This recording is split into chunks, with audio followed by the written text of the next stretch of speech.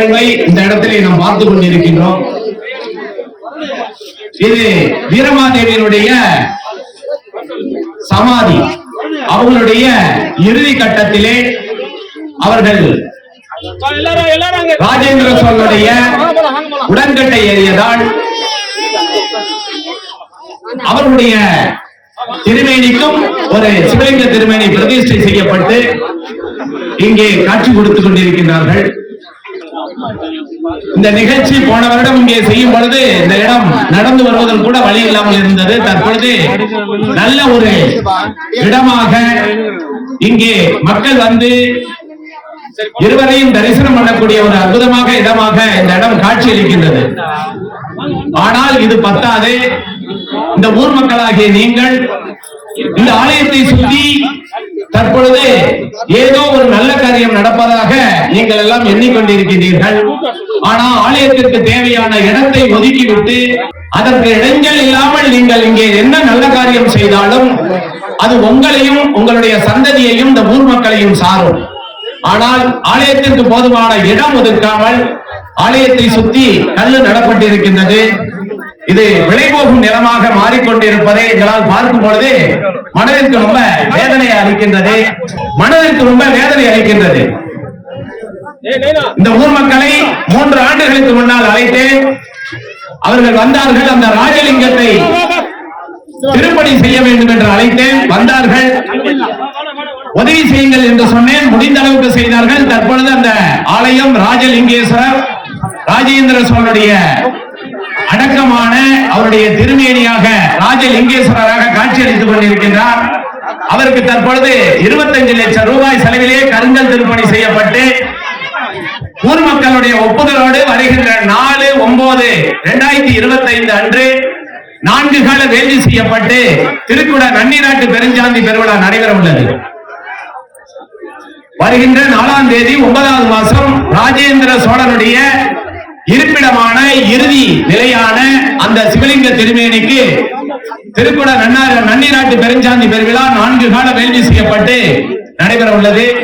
இங்கே இருக்கிறது வீரமாதேவியினுடைய இறுதி கட்ட நிலை.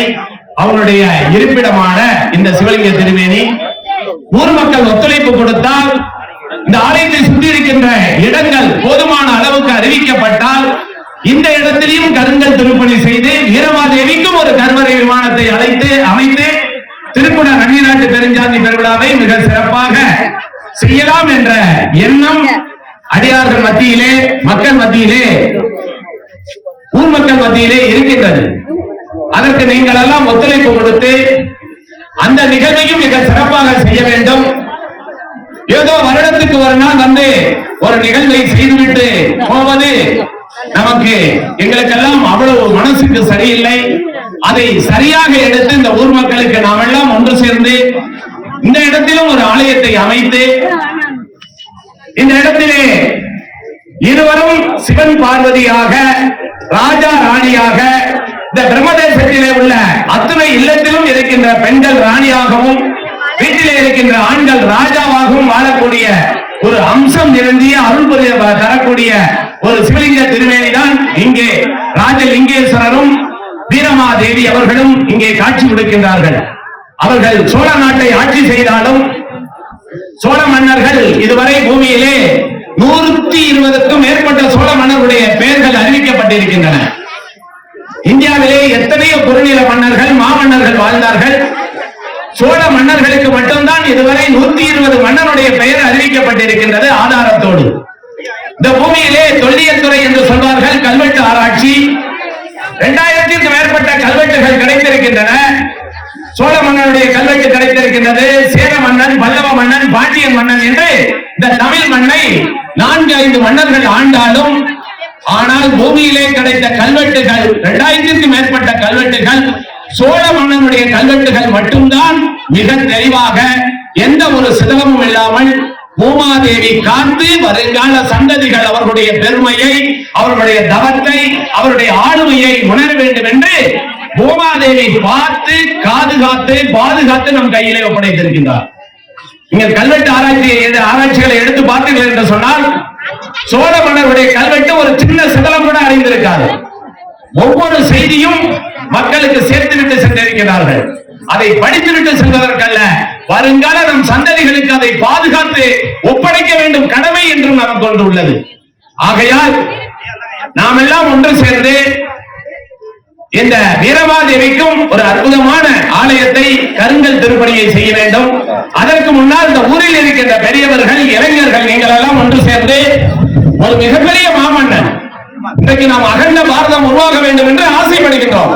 ஆனால் 5000 10,000 ஆண்டுகளுக்கு முன்னால் இந்த உலகத்திலே முதலில் பேசப்பட்ட மொழி தமிழ் மொழி. உலகம் முழுவதும் தமிழர்கள் தான் இருந்தார்கள். இயற்கையினுடைய பிரபஞ்சத்தினுடைய மாற்றத்தால், சீற்றத்தால் பல நாடுகள் உருவான, பல மொழிகள் உருவாகின. இன்னைக்கு பல நாடுகள், பல மொழிகள். ஆனால் தமிழர்கள் குன்றி போய் இருக்கின்றோம். இப்படித்தான் 9ஆம் நூற்றாண்டிலே 10ஆம் நூற்றாண்டிலே தமிழர்கள் குன்றி இருந்த காலத்திலே ராஜேந்திர சோழனுடைய அப்பா சுந்தர சோழன், ராஜேந்திர சோழன், ராஜராஜ சோழன் கிட்டத்தட்ட 297 ஆண்டுகள் சோழ மன்னர்கள் 56 தேசங்களை ஒரு கொடைக்கீழ் கொண்டு வந்து, நன்றாக புரிந்து கொள்ளுங்கள், 56 தேசங்களை வீர மாமன்னர்கள் ராஜேந்திர சோழன், ராஜராஜ சோழன், 1ஆம் குலோத்துங்க சோழன், 2ஆம் குலோத்துங்க சோழன் என்று கிட்டத்தட்ட 297 ஆண்டுகள் தன்னுடைய கட்டவரலிலே 56 தேசங்களை ஆட்சி பண்ணின மாமன்னனுடைய வம்சத்தினுடைய சிவலிங்கம் இங்கே இப்படி இருக்கின்றது. அவர்கள் கட்டிய கோயில்கள் எல்லாம் மிக கம்பீரமாக காட்சி கொடுத்துக் கொண்டிருக்கின்றன.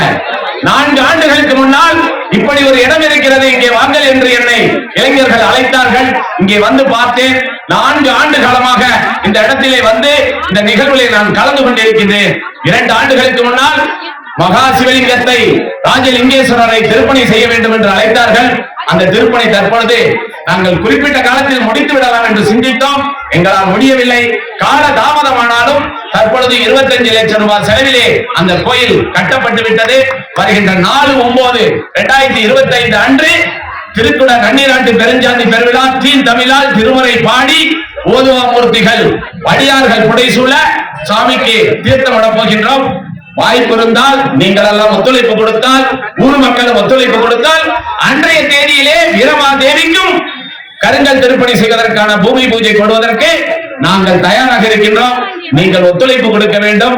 உங்களுடைய சிந்தனையும் உங்களுடைய செயலையும் எங்களுக்கு ஒத்துழைப்பு என்று கொடுத்தால் அதையும் செய்து விடலாம் என்று கூறி இந்த நிகழ்வு வருகின்ற 27ஆம் தேதி இந்தியாவுடைய பிரதமர் வருகின்றார். எதற்கு வருகின்றார்? கங்கை கொண்ட சோழபுரத்தை தரிசனம் செய்வதற்காக. ராஜேந்திர சோழனால் கட்டப்பட்ட அந்த மாவீரனால் கட்டப்பட்ட புகழை தான் அறிய வேண்டும் என்று இந்தியாவுடைய பிரதமர் வருகின்ற 27ஆம் தேதி கங்கை கொண்ட சோழபுரத்திற்கு வருகின்றார். ஆனால் அவருடைய இடம் இங்கே, அவருடைய இறுதி காலம் இங்கே இருக்கிறது என்று அவர்களுக்கு தெரியுமோ தெரியாதோ, இந்த செய்தியை இந்த மக்கள் கொண்டு போய் சேர்க்க வேண்டும். இந்த ஊர் மக்கள் தான் சேர்க்க வேண்டும். நாங்கள் எல்லாம் எங்கிருந்தோ வருவோம். ஒரு நாளைக்கு போன வருடம் இந்த நிகழ்ச்சியில கலந்துகிட்டேன். என்னால இந்த வருடம் தான் வர முடிஞ்சது, இடையில என்னால வர முடியல. ஆனா இந்த ஊர் மக்களாகிய நீங்கள், இந்த ஊரில் உள்ள இளைஞர்கள், ஊர் முக்கியஸ்தர்கள் இந்த 2 ஆலயத்தை உயர்த்தி பிடித்தீர்கள் என்று சொன்னால் சத்தியமாக நாளைக்கு உங்களுடைய சந்ததி இந்த ஆலயம் மாறி உயர்ந்து நிற்கக்கூடிய வாய்ப்பை அந்த ராஜாவும் ராணியும் ஈஸ்வரனும் பார்வதியும் உங்களுக்கு அருள்வார்கள் என்று சொல்லி இந்த ஆலயத்தை சுற்றி இருக்கின்ற இடம் தற்பொழுது விற்கப்பட்டிருக்கின்றது. அதற்கு கல்லெல்லாம் நடப்பட்டு விலை பேசக்கூடிய நிலையில் உள்ளது. உடனடியாக இந்த ஊர் முக்கியஸ்தர்கள் இந்த நிகழ்ச்சி முடிந்தவுடன் நாம் எல்லாம் ஒன்று சேர்ந்து அந்த சொத்துக்காரர்களை அணுகலாம். எங்களுக்கு இந்த இடத்திலே 30 சென்ட் இடம் வேண்டும், கோயில் கட்ட வேண்டும் என்று சொன்னார். 30 சென்ட் இடம் இருந்தால்தான் இந்த கோயிலை நாங்கள் சிறப்பாக கட்ட முடியும். நீங்கள் எங்களுக்கு இந்த கோயிலுக்கான சொத்தை கொடுத்து விட வேண்டும். கொடுக்கவில்லை என்று சொன்னால் உங்களுக்கு ஏதாவது செலவாய் இருந்தால் அந்த பணத்தை கேளுங்கள், எங்களால் முடிந்த சப்போர்ட்டை தாரோம். அதையும் தாண்டி நீங்கள் கொடுக்கவில்லை என்று சொன்னால் சட்ட ரீதியாகவோ போராட்டமாகவோ அடுத்த கட்ட முடிவுகளை எடுத்து இந்த சொத்தை நாங்கள் இறைவனுடைய திருவடியில் சேர்ப்போம். இதுதான் எங்களுடைய இறுதி முடிவு. நீங்க எல்லாம் சம்மதிக்கிறீங்களா இல்லையா? உங்களுக்கு உடன்பாடா இது? ஆலயத்தை இப்பேற்பட்ட மாமன்னனுடைய மனைவி அவருடைய சமாதியை இப்படி குட்டிச்சவத்திலே வைத்திருப்பார்கள் என்று நினைக்கின்றீர்களா? இல்லை. இந்த இடத்திலே மிகப்பெரிய சொத்து இறைவனுக்கு எழுதப்பட்டிருக்கின்றது, தேவியாருக்கு எழுதப்பட்டிருக்கின்றது. இடைக்காலத்திலே ஏதோ ஒரு மாற்றத்தால் அது மாற்றி அமைக்கப்பட்டிருக்கின்றது. ஆனால் இன்றைய காலத்திலே அது வெளிப்பட வேண்டும் என்று இறைவன் ஆணையிட்டு விட்டான். ஆகையால் இதற்கான இடத்தை அவர்கள் கொடுக்க வேண்டும். கொடுக்கவில்லை என்று சொன்னால் இவ்வளவு எங்களுக்கு அடக்கமாயிருக்கு என்று ஆணையிட்டால் அதையும் தர தயாராக இருக்கின்றோம். அதையும் தாண்டி அவர்கள் கமர்சியலாகவோ படக்குறிக்கோளாகவோ செயல்பட்டால் சட்ட ரீதியாகவும் இதை அணுகுவதற்கு நாங்கள் தயாராகிவிட்டோம். எப்பொழுது வேண்டுமானாலும் இறைவன் ஆணையிட்டால் அந்த நிகழ்ச்சியிலே நான் முன்னிருந்து நடத்தி அதை முடிப்பதற்கும் தயாராகிவிட்டேன். இந்த இடத்தை வந்து பார்த்த பிறகுதான் எனக்கு தெரியும் இப்படி ஒரு நிகழ்வு இந்த இடத்திலே நடந்து கொண்டிருக்கின்றது என்று. ஆகையால் இந்த ஊர் மக்களாகிய நீங்கள், பெரியவர்களாகிய நீங்கள், இளைஞர்களாகிய நீங்கள் ஒன்று சேர்ந்து இந்த இடத்தை விலை பேசுவதற்கு முன்னால் இதை தடுத்து நிறுத்தி நாளைக்கு உங்களுடைய சந்ததி இந்த பூமியிலே சந்தோஷமாக வாழ வேண்டும் என்று சொன்னால் இந்த மண்ணை பாதுகாத்து இறைவனுடைய அருளை பாதுகாத்து நம் முன்னோர்களுடைய பாரம்பரியத்தை பாதுகாத்து வைத்தீர்கள் என்று சொன்னால்தான் இந்த மண்ணிலே நீங்களும் உங்கள் சந்ததியும் வாழ முடியும். இதை நீங்கள் மறந்துவிடக் கூடாது என்று சொல்லி இறுதியாக ராஜலிங்கேஸ்வரர் அவர்களுடைய திருக்குட நன்னீராட்டு பெருஞ்சாந்தி பெருவிழா பத்திரிகை அடித்து அனைவருக்கும் அனுப்பப்படும். யாரும் தனியாக வந்து வைக்க வேண்டும் என்று எண்ண வேண்டாம். இந்த அழைப்பையே கும்பாபிஷேக அழைப்பாக ஏற்றுக்கொண்டு யார் காதெல்லாம் விழுகின்றீர்களோ அவர்களெல்லாம் வந்து நல்ல விதமாக, நாங்கள் எந்த எதிர்பார்ப்பும் உங்களிடம் வைக்கவில்லை, நாங்கள் இறைவனுடைய திருவருளால் செய்து விடுவோம். நீங்கள் நல்ல விதமாக வந்து நிகழ்ச்சியிலே கலந்து கொண்டு மகாராஜா மாமன்னனுடைய ராஜேந்திர சோழனுடைய வீரமாதேவியினுடைய அருளையும் ஈஸ்வரனுடைய அருளையும் பெற்றுச் செல்லுமாறு வருக வருக என்று வரவேற்று வான்மிகில் வளாது பெய்க மலைவளம் சுரக்க மன்னவன் கோல்முறை அரசு செய்க குறைவில்லாத உயிர்கள் வாழ்க நான்மறை அரண்கள் ஓங்க நந்தவம் வேள்வி மல்க மேன்மைகொள் சைவ நீதி விளங்குக உலகமெல்லாம் தென்னாடுடைய சிவனே போற்றி.